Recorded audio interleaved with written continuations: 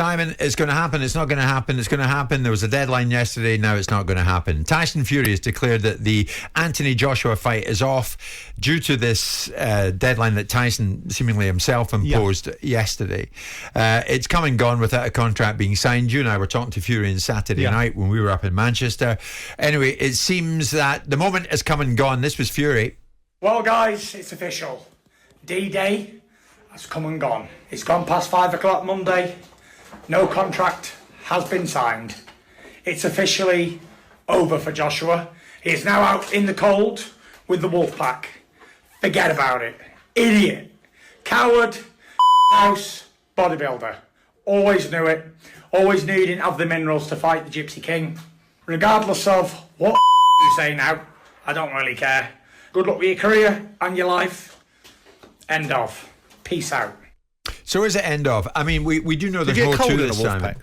We do know there's more to this, and we'll get into what you know in a second, because I know you're on the blower yesterday and you've got some more information that you might be able to give us, but I know it's probably confidential. Frank Warren, Fury's UK promoter, was on Drive yesterday. He was asked whether or not he believes the fight can yet happen. I mean, I don't know. I mean, it was never going to get signed by 5 o'clock. That was the ultimatum that Tyson put on. But we're waiting for it to come back. And if it comes back and we can get things sorted out quickly, hopefully we might be able to get it on. But it's Tyson's sort of basically lost patience. They've had it for 10 days, and that's where we're at. I don't like deadlines. I don't like doing all this. But that's what Tyson said. So that's where we are. So we've just got to keep working and see where we get with it. So I mean, Frank, they're saying maybe it wasn't as tight a deadline as we think, but nonetheless, Fury seems to think it's over. I mean, I know you've got some extra information. You have to set deadlines on anything. Right? If you wanted to do something, you wanted to achieve something, you have to put a drop dead date on things to concentrate people's minds to get things done.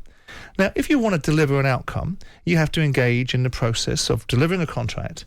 If that contract isn't fit for purpose and you don't like its conditions, and you want to adjust them, you have to involve yourself in a negotiation. If you then have that negotiation and the side that's offered you the contract then acquiesce and say, okay, we can meet in the middle, we could do a co-pro, we can do a bunch of stuff, you can be involved in commercial discussions, you can be at the table as well. Now turn the contract round, mark it up, because you're the ones that don't want the contract we put forward to you, and they don't.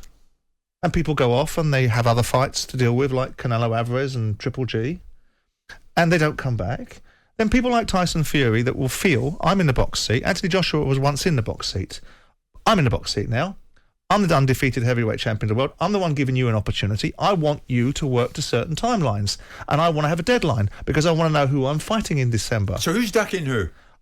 I think Tyson should shut his mouth and calm down a little bit, and I don't like some of the things that are coming out of his mouth. I know he's the heavyweight champion of the world, and I know that comes with an element of arrogance and self-confidence. I didn't like his antics on Saturday night, where he stole all the attention from Joe Joyce and Joseph Parker, and I don't like some of the language he uses, but I do think he has an element of entitlement. If we've given you a contract, and the management team of the people that you've given a contract to maybe not be as responsive as they possibly could be.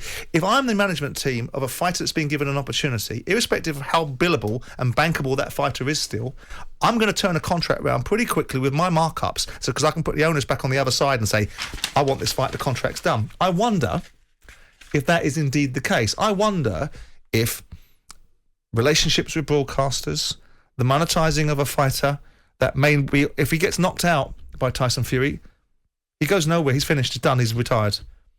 But people have got contracts with DAZN. People have got long-term relationships with DAZN, which Anthony Joshua is a key component of. Do you really want these fights now? Do you really want to see your fighter potentially go in against Fury, get knocked out, and then have no ability to monetize him going forward?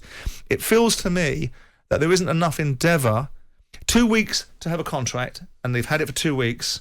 So that's ample time. Is long enough. And now the deadline of 5 o'clock is Tyson Fury jumping up and down going, I'm the boss, I'm the man, I tell you when it gets done. But if you turn contracts round, even if you show best endeavours to go, we're not finishing this contract by 5 o'clock, it's not practically possible. Right?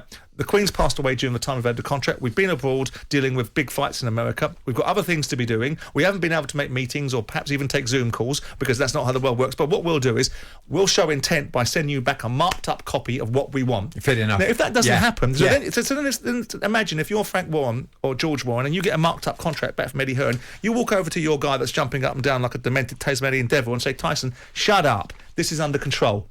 is moving in the right direction, Yeah. you might find that Tyson Fury isn't flapping his gums. Or you might believe the alternative argument that Tyson Fury has no intention of fighting Anthony Joshua. He has every intention of fighting Mahmoud Shah, wants it as a tune-up to fight Usyk in March for an undisputed in Saudi Arabia where he gets a big bag of money, and Joshua is just a side distraction. And in the meantime, all the boxing fans all around the country have been wound up by what they've heard. Well, that's nothing... Quite unfairly. That's nothing abnormal in the world of boxing. What it does mean is we've all been taken for a ride. Well, you know, we've been taken for a ride insofar as we're emotionally invested. But the bottom, I don't believe the mantra that Fury doesn't want to fight Joshua, and I also don't believe that Joshua doesn't want to fight Fury. So they want to fight. I believe the fighters want to fight. I believe the devil is in the detail, and you might have to look somewhere else for the reasons why contracts aren't So if the getting ball's completed. in any court, whose court is it?